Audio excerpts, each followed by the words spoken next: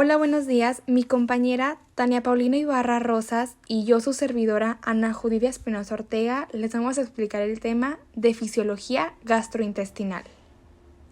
Funciones digestivas. La función principal del sistema digestivo es convertir el alimento en moléculas pequeñas y hacerlas pasar al interior del organismo. Los alimentos pasan por un proceso de fragmentación mecánica y digestión química. Los productos resultantes de la degradación de los alimentos son absorbidos a través de la pared del sistema delgado hasta la sangre, que los transportará a los tejidos del organismo. Los residuos no digeridos de los alimentos son eliminados como heces. Las funciones principales del sistema digestivo son la ingestión de alimentos, el transporte de los alimentos a lo largo del tubo digestivo, a una velocidad adecuada para que se produzca una digestión y absorción óptima. La secreción de líquidos, sales y enzimas digestivas. La digestión de los alimentos. La absorción de los productos resultantes de la digestión y la defecación. El tubo digestivo tiene 4 capas, las cuales son la mucosa, que está formada por un epitelio simple cilíndrico que forma numerosas glándulas mucosas tubulares denominadas criptas de Lieberkühn. La segunda, la serosa, es una capa muy delgada de conectivo que en algunos puntos se continúa con el peritoneo. La tercera, que es la submucosa, está formada por tejido conectivo muy denso, contiene vasos sanguíneos de gran calibre y algunas zonas con tejido adiposo. Y la última, que es la muscular, de la mucosa normalmente se organiza en 2 capas de músculo liso con distinta orientación. En algunas zonas es delgada. En esta imagen podemos observar cómo están señaladas las 4 capas del tubo digestivo: la mucosa, submucosa, serosa y la muscular. El plexo mientérico está situado en la túnica muscular del intestino, entre el estrato de fibras circulares y longitudinales, de naturaleza parasimpática. Está constituido por fibras y neuronas, ganglios intramulares y regula la tonicidad y el peristaltismo intestinal. Su función principal es la coordinación de la actividad de las capas musculares. El plexo mientérico es el más externo y se ubica entre las capas musculares longitudinal externa y circular interna. La actividad eléctrica del músculo liso gastrointestinal posee 2 tipos básicos de ondas eléctricas, que son ondas lentas. Determinan el ritmo de las contracciones gastrointestinales en el potencial de membrana de músculo liso, y las espigas. Su frecuencia de los potenciales en espiga, que suelen oscilar entre 1 y 10 espigas por segundo, son verdaderos potenciales de acción y su potencial de reposo de la membrana del músculo liso es de menos 50 a menos 60 milivoltios. Esta imagen es un ejemplo de potencial de membrana del músculo liso. Podemos observar las ondas lentas, los potenciales en espiga y la despolarización y hiperpolarización que se producen en las diferentes fisiologías del intestino. El potencial de membrana es una neurona en reposo. El potencial de reposo está determinado por los gradientes de concentración de iones a través de la membrana y la permeabilidad de la membrana para cada tipo de ion. Un ejemplo de potencial de membrana: imaginemos que tomamos 2 electrodos y colocamos uno en el exterior y otro en el interior de la membrana plasmática de una célula viva. Si hiciéramos esto, podríamos medir una diferencia de potencial eléctrico o voltaje entre los electrodos. Esta es la diferencia de potencial eléctrico, que lo denominamos potencial de membrana. Como ya les mencionamos, el potencial de acción se divide en 2 capas. Las ondas lentas pueden desencadenar potenciales de acción sin que haya una inervación que los determine. Los principales estímulos para aumentar la despolarización y frecuencia Se descarga con la distensión o estiramiento del músculo, la acetilcolina, una mayor actividad parasimpática y algunas hormonas gastrointestinales. Por el contrario, la norepinefrina y mayor actividad simpática aumentan la hiperpolarización y disminuyen la descarga de PA. Los potenciales en espiga son ondas de despolarización que alcanzan el umbral y dan lugar a potenciales de acción. La estimulación simpática inhibe el desarrollo de este tipo de respuestas, mientras que el parasimpático las estimula. Hay dos tipos de movimientos del tracto gastrointestinal. El primero es la propulsión, que produce el desplazamiento de los alimentos a lo largo del mismo a una velocidad adecuada para su digestión y absorción. El segundo es la mezcla, que mantiene el contenido intestinal permanente mezclado. Les vamos a presentar un video sobre el tracto gastrointestinal y sus hormonas. Diría que el tracto intestinal, el sistema digestivo, es uno de los órganos más inteligentes del cuerpo. ¿Por qué? Bueno, el tracto digestivo tiene su propio sistema nervioso, su propio cerebro. De hecho, lo llamamos sistema nervioso entérico, porque el tracto gastrointestinal es capaz de actuar por sí solo sin tener que enviar información neuronal o señales al cerebro o la médula espinal para regular su acción. Por ejemplo, si tenemos delante una comida realmente increíble, algo suficiente para cualquier héroe, y la consumimos, y esa comida pasa de la boca al esófago y aterriza en el estómago, la tenemos justo aquí. Lo que se inicia es el reflejo gastrocólico gracias al sistema nervioso entérico. El reflejo gastrocólico involucra tanto al estómago como al colon, porque lo que pasa es que la presencia de comida en el estómago, como primera señal, le dice al colon: es hora de abrirle paso a la comida que está bajando. Así que el colon, como respuesta, empujará hacia abajo la comida que ahí se encuentre, y lo hace para dejar espacio a la comida que estamos ingiriendo. Esa es la razón por la cual después de comer tienes ganas de ir al baño. No es porque la comida que acabas de ingerir esté a punto de salir, es porque la comida que comiste hace un tiempo ha llegado al final de su viaje, gracias al reflejo gastrocólico. De modo que el control neuronal es un mecanismo que utiliza nuestro tracto gastrointestinal para controlar lo que hacemos cuando hay comida presente. El otro componente en el que nos centraremos aquí abajo es un control hormonal. Ahora, las hormonas, como recordarás, son sustancias liberadas por los tejidos de nuestro cuerpo que luego atraviesan los vasos sanguíneos, como este, para ir a algún órgano objetivo o tejido objetivo y causar un efecto. Así que voy a hablar sobre un par de hormonas que regulan el tracto gastrointestinal cuando hay alimentos presentes. La primera hormona de la que vamos a hablar se llama gastrina. La gastrina es una hormona que se libera cuando notamos que hay comida en el estómago.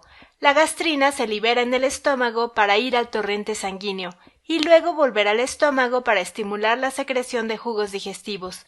Así que recuerda que cuando tenemos comida en el estómago, esto va a causar que la gastrina sea liberada de las células mucosas.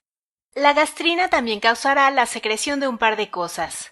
1. Las células parietales en el estómago van a liberar ácido estomacal o ácido clorhídrico.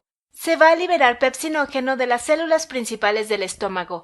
Recuerda que esta es la forma inactiva de la pepsina, que debe cortarse para activarse y poder digerir las proteínas. La otra cosa que hace la gastrina es que aumenta la motilidad estomacal.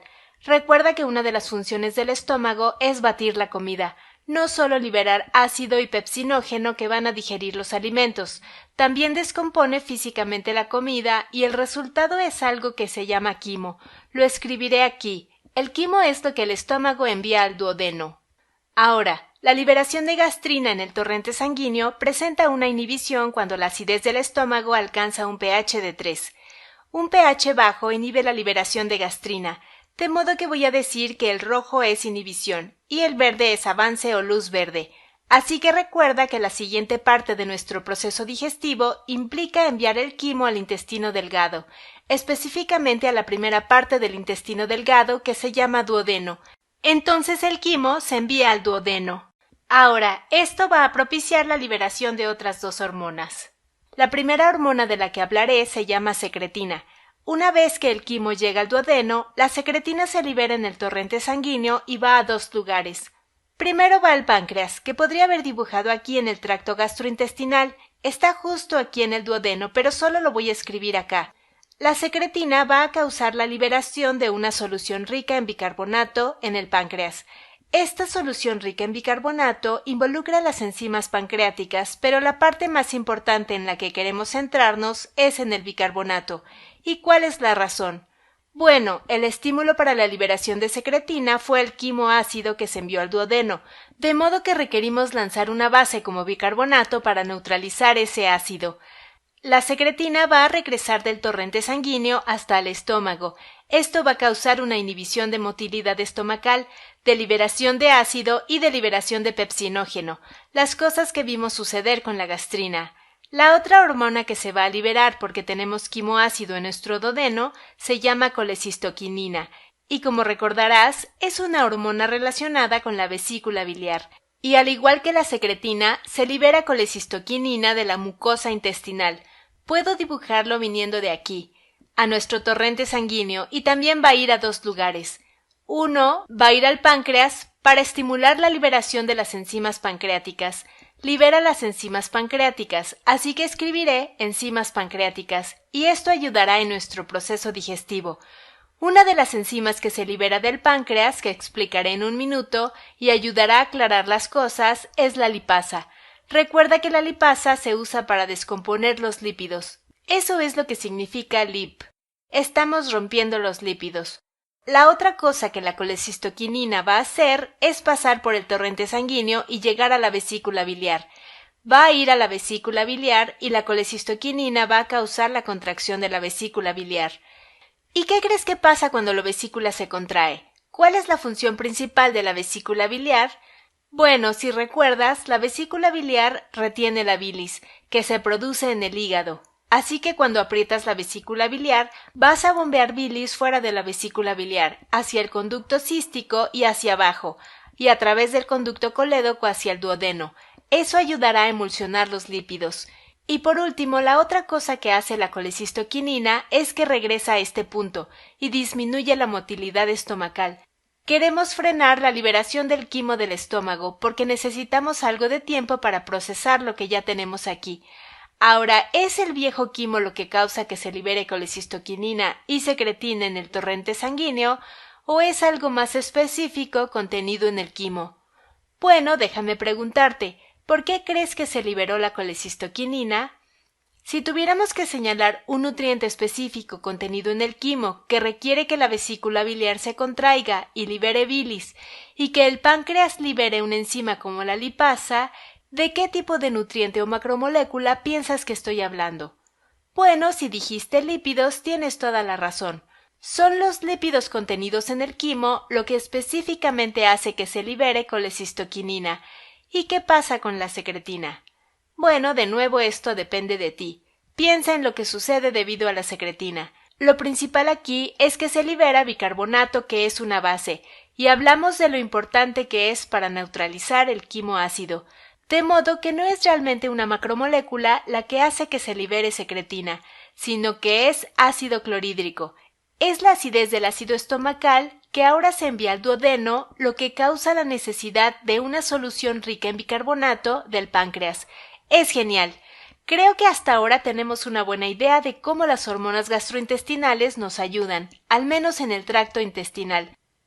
Ahora sé que di un pequeño grito al páncreas y hablamos por separado sobre cómo se libera insulina cuando tenemos un aumento en los niveles de glucosa en el torrente sanguíneo, para ayudarnos a almacenar esa glucosa para su uso posterior. Luego ocurre lo contrario cuando hay una disminución o niveles bajos de glucosa y se libera glucagón para aumentar la cantidad de glucosa en nuestra sangre. Estas hormonas juntas funcionan de una manera hermosa para asegurar que la hormona correcta responda al estímulo correcto, así que podemos tener comida que al llegar al estómago sea procesada durante todo el camino, hasta el final, gracias a las hormonas, y como mencionamos anteriormente, también gracias al sistema nervioso entérico. Movimientos propulsivos y de mezcla. En los movimientos propulsivos se crea un anillo de contracción que provoca un desplazamiento. El peristaltismo es una propiedad esencial de muchas estructuras tubulares con músculo. El estímulo habitual del peristaltismo es la distensión del tubo digestivo. Cuando inicia el peristaltismo, el anillo contráctil comienza en la zona proximal del lugar distendido y luego empuja el contenido intestinal de 5 a 10 centímetros hacia el extremo anal, y el lugar hacia donde está siendo empujado sufre una relajación, llamada relajación receptiva. Esta relajación ayuda a que el bolo alimenticio avance en dirección anal y no oral. El reflejo mientérico más el peristaltismo componen la ley del intestino. Los movimientos de mezcla en otras zonas de la pared intestinal sobrevienen contracciones locales de la constricción con pocos centímetros. Estas constricciones suelen durar solo entre 5 y 30 segundos y van seguidas de nuevas constricciones en otros segmentos del intestino, con lo que se logra trocear y desmenuzar el contenido intestinal, primero aquí y luego allá. Estos movimientos peristálticos y constructivos se han modificado en algunas zonas del tubo digestivo para lograr una mezcla y una propulsión más eficaz. A continuación, mi compañera Tania les va a explicar el control nervioso de la función gastrointestinal. Sistema nervioso entérico. Lo que gobierna el intestino es el sistema nervioso entérico, que es una sucursal del sistema nervioso autónomo, encargada de controlar directamente el aparato digestivo. Ese sistema nervioso se extiende por el tejido que reviste el estómago y el sistema digestivo, y tiene sus propios circuitos neuronales. Es la parte más compleja del sistema nervioso periférico. Está constituido por una gran cantidad de células gliales y neuronas, 80 a 100 millones de neuronas, que son una milésima parte de las que existen en el encéfalo, pero mayor cantidad que las que hay en la médula espinal. El sistema nervioso entérico proviene de las células de la cresta neural y dan origen a dos plexos nerviosos, submucoso de Meissner y mientérico de Auerbach. Sistema nervioso autónomo. A diferencia de cualquier otro órgano de nuestro cuerpo, nuestro intestino puede funcionar solo. Tiene su propia autonomía para tomar decisiones. No necesita que el cerebro le diga qué hacer, y lo llaman el segundo cerebro.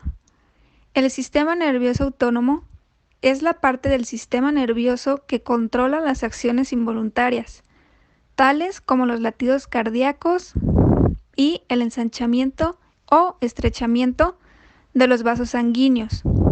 Cuando algo malo ocurre en este sistema, puede causar problemas serios, entre ellos problemas con la presión arterial, problemas cardíacos, dificultad en la respiración y la deglución y disfunción eréctil en los hombres.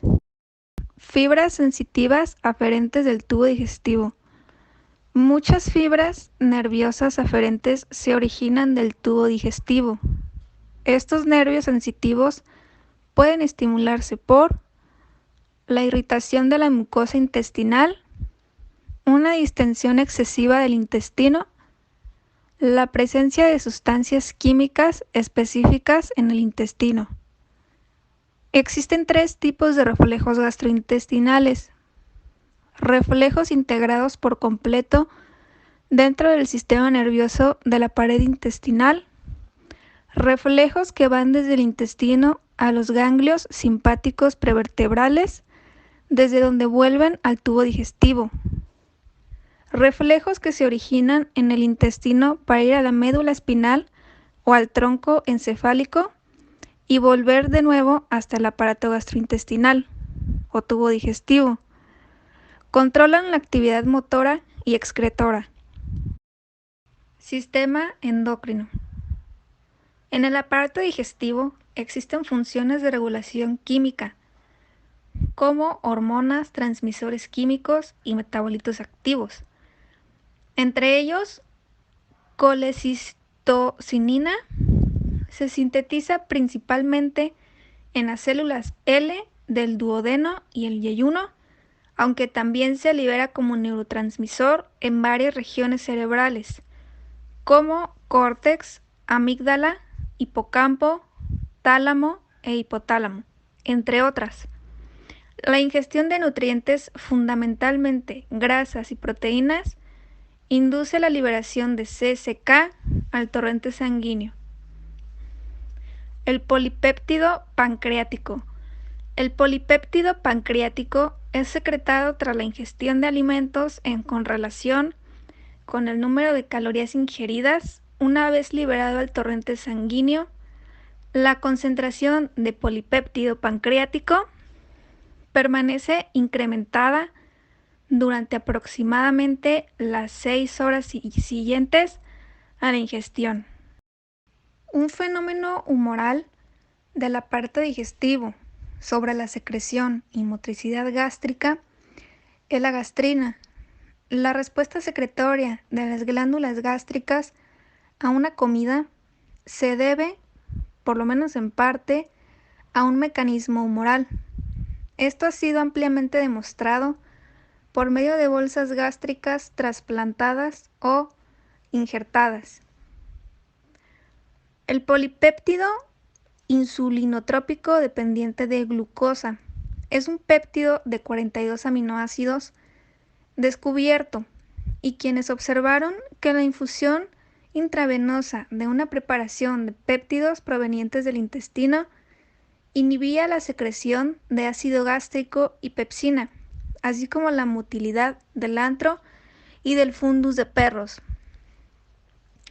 El polipéptido insulinotrópico dependiente de glucosa se sintetiza y se libera tras ingerir hidratos de carbono o lípidos fundamentalmente, desde las células K del intestino delgado, principalmente en el duodeno, aunque también en menor cantidad en yeyuno e ileón, y en zonas del sistema nervioso central y en la glándula. El sistema endocrino en el aparato gastrointestinal es muy importante, ya que las señales endocrinas originadas en el tracto gastrointestinal son fundamentales en la regulación de la ingestión de alimentos y la homeostasis energética. A excepción de la grelina, las hormonas gastrointestinales tienen efectos inhibidores del apetito. El conocimiento de los mecanismos fisiológicos y fisiopatológicos por los que estas moléculas regulan la ingestión de alimentos es fundamental para el desarrollo de nuevas estrategias en el tratamiento de los trastornos alimentarios. Irrigación gastrointestinal. El sistema endocrino en el aparato gastrointestinal es muy importante, ya que las señales endocrinas originadas en el tracto gastrointestinal son fundamentales en la regulación de la ingestión de alimentos y la homeostasis energética.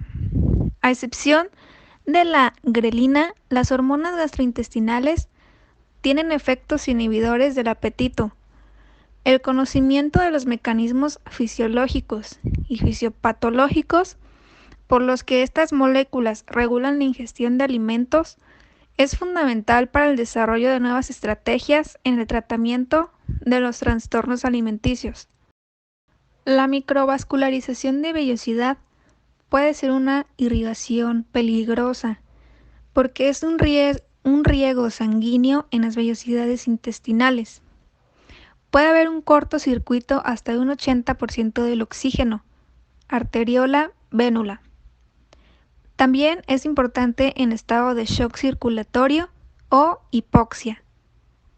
Puede llegar a ocasionar necrosis de la vellosidad parcial o total. Y por último está la circulación esplácnica. Es la parte de la circulación sistémica que irriga la porción abdominal del tubo digestivo, así como el vaso, el páncreas y el hígado. La región esplácnica participa en la regulación del volumen sanguíneo circulante y la presión arterial sistémica. La perfusión esplácnica es la suma del flujo del tronco celíaco y de las arterias mesentéricas superior e inferior. El hígado recibe la suma de este flujo por medio de la vena porta, a la que se agrega el correspondiente a la arteria hepática, con lo que el flujo hepatoesplácnico es de aproximadamente el 20 al 30% del gasto cardíaco total en reposo y consume un 20 a un 35% del oxígeno total. Durante el pico de actividad metabólica, luego de la ingesta, el flujo sanguíneo intestinal puede aumentar hasta 8 veces sobre el basal, normalizándose 2 a 4 Esto sería todo por nuestra parte. Muchas gracias por su atención.